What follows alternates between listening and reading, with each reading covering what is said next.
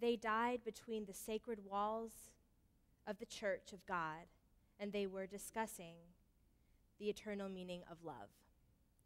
These words were uttered not in 2015, but in 1963 by Reverend Martin Luther King Jr., and he was talking about Denise McNair, Carol Robertson, Addie Mae Collins, and Cynthia Wesley, who died as a result of white supremacist terrorism at the 16th Street Baptist Church in Birmingham on September 15th of that year.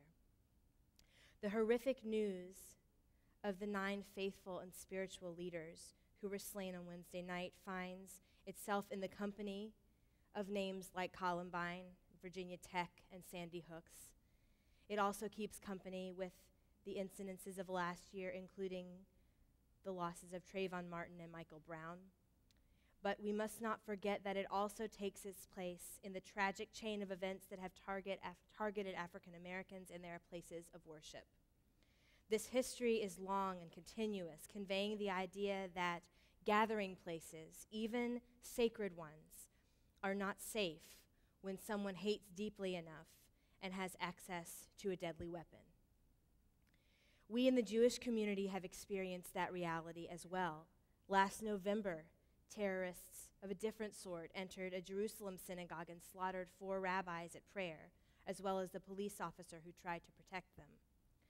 The idea of religious practice, of communing with the divine, being silenced by violence and hate is so jarring, it's so paradoxical, and so hideously counterintuitive that we might find ourselves speechless upon hearing it. But remaining speechless is the opposite of what we are called to do at a moment like this. In this week's Torah portion, the famous rebel Korach rises up against Moses and protests Moses' actions and decisions. His complaint, as articulated by the Torah, is very compelling, and the Torah records it in its entirety. However, Korach is lacking, according to our sages, in 2 particularly important areas, among others. Firstly, they tell us, he cannot point a finger at himself. He is unable to do this. He is so sure of his rightness that he lacks the capacity to be introspective, to see how he might be contributing to the problem in some way. Secondly, he lacks the language to truly engage with Moses. Once Moses fires back at Korach, Korach stops talking altogether. He loses his voice. The space between Moses and Korach that could have been filled with words of healing and reconciliation at best, or at least productive dialogue, that space remained vacant and empty and useless. And as a result, Korach was silenced forever. His protest was worthless, made no difference, brought about no change. Of the many messages our sages draw from this, one of the most resonant this week is that silence and closed-mindedness achieves nothing. Only introspection and vital exchange of ideas can move us forward from the world that we have to the world that we wish to see. That is why the wandering place of the Israelites is called Midbar, from the word dibor, which means speech. Speech, language, expression changes the world, and in fact, nothing else can. How we feel is a start. We feel sad. We feel outraged.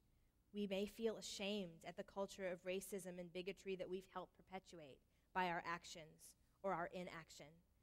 Those feelings are our own internal experience, and they are entirely private. Only I know how I am contributing to the problem, and the same is true for each of us. But to use those feelings to change the world, we must bring them to life. They must move us to reach out to our neighbors and express what we feel. They must move us to reach out and have hard conversations with ourselves, with our children, with our parents, with our friends, in which we truly admit our part in this and resolve to change. We must allow our intentions, our feelings, to move us to action, whether it's in the realm of politics or social interactions and person-to-person relationship building. Simply having a broken heart is not enough to change the world. In a recent column, author Parker Palmer was quoted in his book, A Hidden Wholeness. Parker Palmer writes about the two ways in which our hearts can be broken. The first, imagining the heart as shattered and scattered.